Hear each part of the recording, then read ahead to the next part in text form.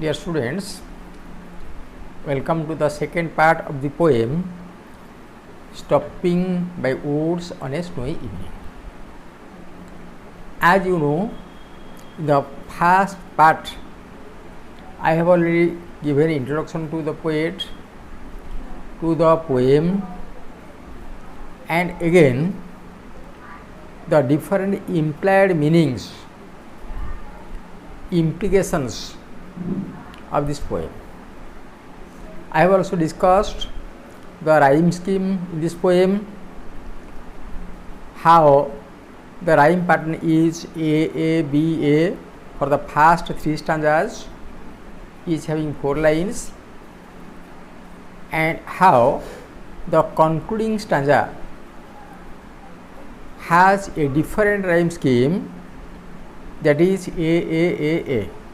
Okay, that means the end words of each line produce the same sound. Okay, now we have also discussed what made the narrator, made the poet stand beside a small forest, because the forest was dark and deep, the foliage of the trees was covered with thin layer of snow. The combination of black and white and this leisurely hour of the evening made the poet stop there. And what was very alluring, very interesting, very charming for the poet was not exactly so for the little horse he was riding. Okay, now when the poet was engrossed in watching the scenery in that darkest evening of the year, when there was no farmhouse in between the frozen lake and the snow covered forest, the horse thought it strange and queer why his master, the poet, the narrator, was unnecessarily wasting time standing beside the woods when night was advancing and the time for rest was approaching. पिलामाने जोटा कविंक पई आकर्षणीय, because I have told you we can compare Robert Frost with William Wordsworth, the famous nature poet of England of the romantic age. तांकर जो प्रकृति प्रेम रही, प्रकृति भल पाती आउ से अंधार रे आच्छन्न होइथिबा से संध्या समय बरफाच्छन्न गछ एवं तत्सहित जो पारिपार्श्विक अंधकार तांको एते विमुग्ध करथिला से किछि समय पई घोड़ार ओल्हाई अटकी जाइथिले, because he was a sensitive human being. Whereas, as I have told you, we will find contrast everywhere.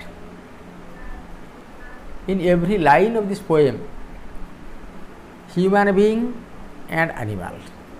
What was interesting, exciting for the poet, that was not interesting for the horse.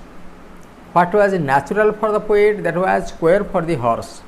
Okay, and waiting for some time, how did the horse behave? Let us see the behavior of the horse. कवि से दृश्य को अवलोकन करिबारे व्यस्त पूरा निमची जाइछन्ति। आ से समय जो घोड़ा तार जो प्राकृतिक दृश्य प्रति कौन अट्रैक्शन नहीं, से केमिति व्यवहार करुचे। Let us see in the third stanza. He gives his harness bells a shake to ask if there is some mistake. You see, we have voice, we can express our feelings, our emotions, our reactions verbally, orally. So also the horses have, the animals have, but we fail to understand, to interpret the meaning of their voice.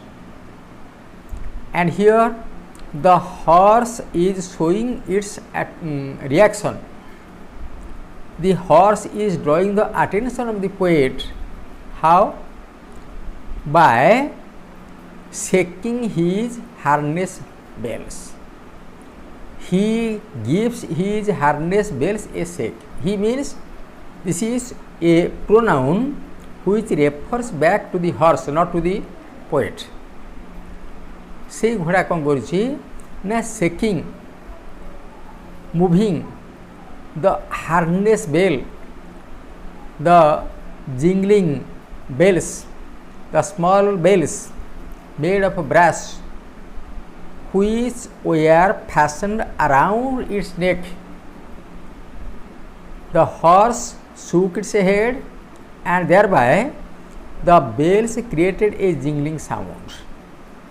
Part of the purpose, when we try to draw somebody's attention, we press the calling bell or we call hey, oh, etc. And here the horse tries to draw the attention of the engrossed poet by shaking its bell. आमे जेमिति कोनोसी लोकर दृष्टि आकर्षण करिया पई phone call करूछंदी, calling bell दउछंदी किबा डाकुछंदी, एठी घोड़ा कविंकर दृष्टि आकर्षण करिया पई तार बेकेरे बंधा हिथिया से जो घुंगुर ताकू कोन करछि ना बेकटा को हलै दिछि, मुंडटा हलै दिछि, जा द्वारा कोन होछि टे साउंड सृष्टि हिछि. Why did the horse shake its harness bells? To ask if there is any mistake, some mistake, to know if something wrong betook. What was the mistake, what was the wrong that detained the poet there? And you know, the situation, the atmosphere was not conducive for a short stay. से जो परिवेश, से जो परिस्थिति, से जो समय कौन गोटे जंगलिया रास्ता रे अटक जीवा पाई उपयुक्त नथिला, फेवरेबल नथिला. तेणुकरी the horse thought as if something wrong has taken place that compelled the poet to stay there. भावुछि बोधे कविंकर किसी असुविधा हो गला जहाँद्वारा कि कवि कौन करुँच ना टी अटकी जाइछन्ति. The only other sounds the sweep of easy wind and downy flake. Apart from the tingling sound, the jingling sound of the harness bells, in that dead night, silent night, what other sounds were audible? से घोड़ार घंटीर निनाद व्यतीत से निस्तब्ध से निशून संध्यारे आउ कौन सब शब्द शुभुला, आउ शुभुला the sweep of easy wind. The wind was blowing gently, mildly, very slowly, and the blowing of this wind was shaking the leaves of the trees, and the flakes, the thin layer of snow that covered the leaves, fell down because of the shaking, because of the movement of the leaves. That means apart from the sound of the bell created by the horse, you can also, in that pin drop silent area, you can also hear the whistling sound of the wind, gentle movement of the wind, and added to that you can also hear the falling sound of downy flake, the downward movement of thin layer of ice.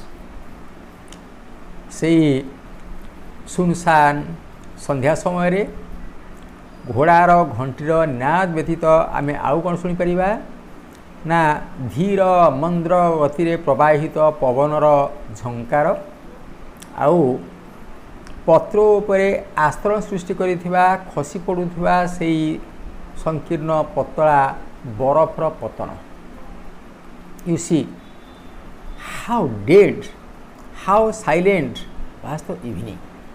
Even the gentle movement of wind falling of thin pieces of ice could be audible. You see, this is called beauty of nature, where one can hear one's inner voice.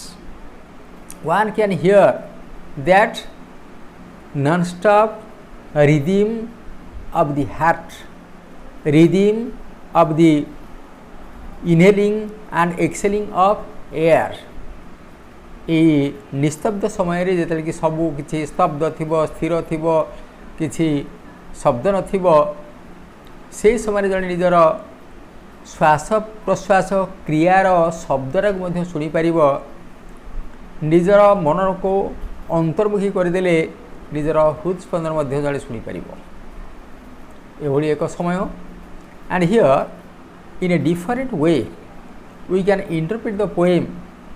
How can we interpret the poem? How can we interpret the jingling sound of the horses' bells?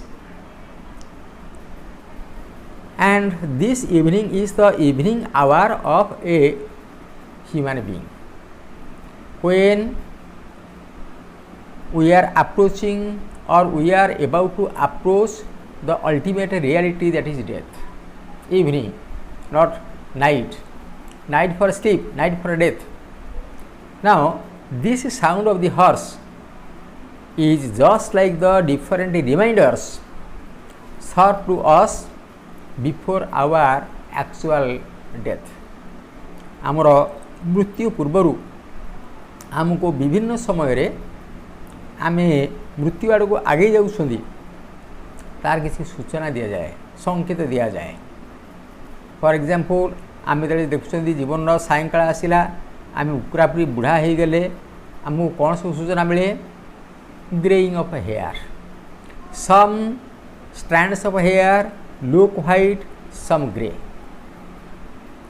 some black. କିଛି ଚୁଟି ଧଳା ହେଇଥିବ, କିଛି କଳା ଥିବ. Just like a mixture of pepper and salt. ଏଥିରୁ ଆମେ ସୂଚନା ପାଇବା ଯେ we are approaching towards our death. And again the falling of teeth, ଦାନ୍ତ ପଡ଼ିଯିବ, just like the downy flakes. But we never care for them. We never think that we are old. We never think that our time is coming to a close. Similarly here we have the downy flake, we have the jingling sound of the bell, but the poet is not mindful about it, because he is enjoying nature as we enjoy the different attractions, the different allurations of our family life, our mundane life. Okay, now come to the last stanza, very important. As I have told you earlier,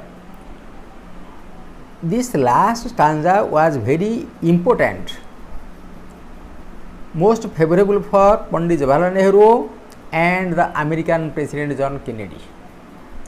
Why?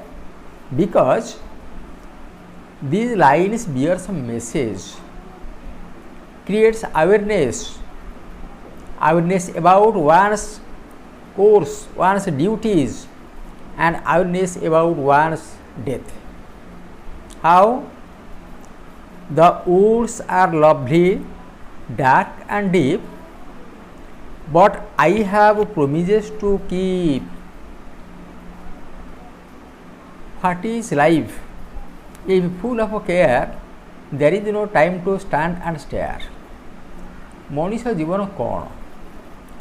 जो जीवन रे मनीष गोटे निर्दिष्ट जगार ठिया है कौन सी गोटे सुंदर जिनिस को अपलक नेत्र अनेवाई समय न था सुजोग न था. What is life if full of care? Life is full of cares, full of worries. यदि जीवन जंजालमय हुए तार से जीवन मूल्य कौन जो जीवन आमको फुर्सत मिले ना टू स्टैंड एंड स्टेयर.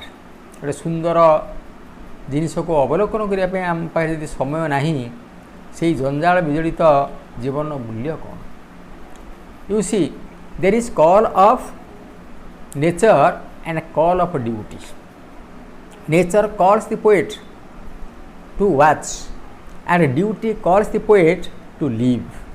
दी प्रकार कॉल आस ऑलवेज कंट्रास्ट कौन ना इे प्रकृति कवि को आह्वान कर अवलोकन करने सुंदर दृश्य देखापी एपटे कविंकर व्यक्तिगत जीवन जो कर्तव्य तांको आह्वान करुच्ची शीघ्र पड़ जावाई. Despite the woods being dark lovely and deep, undoubtedly the little forest in that particular evening was very beautiful, very lovely, very comely. It was lovely, it was beautiful, and added to that it was also deep and dark. It was inaccessible, it was mysterious. Sometimes mystery, miracle incite interest in yours. से जंगल बहुत सुंदर थिला, आकर्षणीय थिला. आउ कौन थिला ना से जंगलटा घंच डीप थिला आउ अंधकार भूत थिला. तामाने एठी जंगलटा because it was dark, because it was deep, was it beautiful? No. Beauty has its own language. Beauty has its own features. Nobody appreciates darkness. Nobody appreciates inaccessibility. Sometimes mystery, miracle may create interest in us. But particularly for this poet, that evening was not awful, not terrific, rather it was enjoyable, it was beautiful, but I have promises to keep. Although the forest was beautiful, it was alluring, attractive, still then I cannot tarry here, I cannot stay here because I have promises to keep.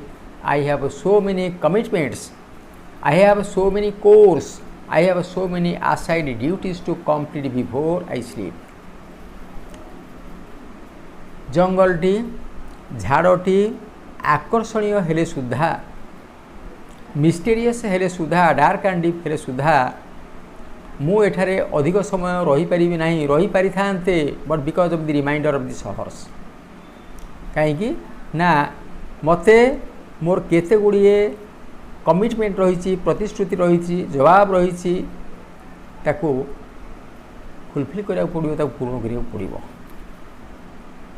Now the woods are dark, deep and lovely. The world is mysterious. It has so many illusions, so many allusions, so many attractions. ये दुनिया बहुत आकर्षणीय.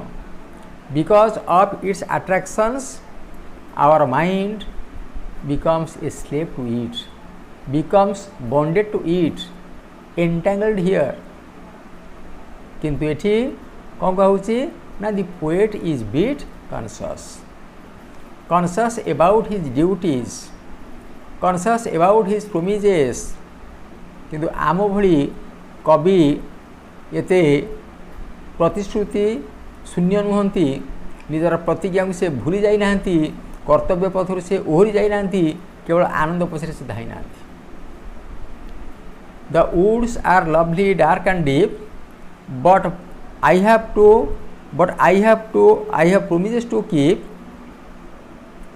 and miles to go before I sleep and miles to go before I sleep last two lines totally repeated and miles to go before I sleep and miles to go before I sleep lines repeated to emphasize the import to emphasize the message शेष दुई धाड़ी पुनरावृत्ति हो कहीं ना ये जो वार्ता रही जोटा कि महत्व बहन करे बियर सम सिग्निफिकेंस से पर्पसटा को से मेसेजटा को टिके गुरुत्व देवाई शेष दुई धाड़ी की रिपीट करा कौन कही and miles to go before I sleep it is evening the poet is far away from his home that means he has to cover up a long distance miles distance from that little woods to his home से जंगल ठारू घर बहुत दूर आउ से distance टाको cover करिया पड़िबो अतिक्रम करिया पड़िबो केतेबेले ना बिफोर आई स्लीप तामाने first of all he has several works to complete he has to cover up a long distance before going to bed तामाने सोया को जीवा पूर्वरु तांको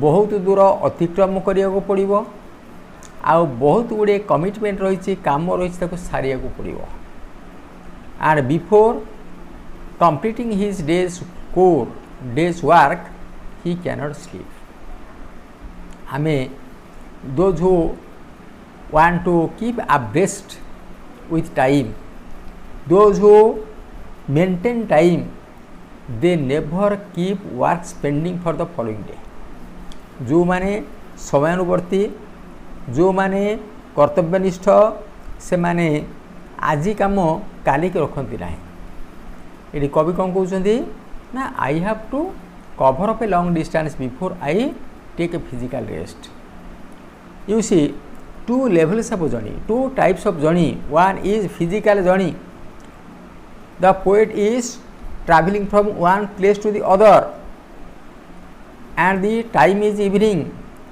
and within a very short time he will have to take rest, he will have to sleep and before going to bed he will have to complete the work and miles to go before I sleep. आउ कौन कह जाय परिबो this human life is a sojourn and our body is just like guest house.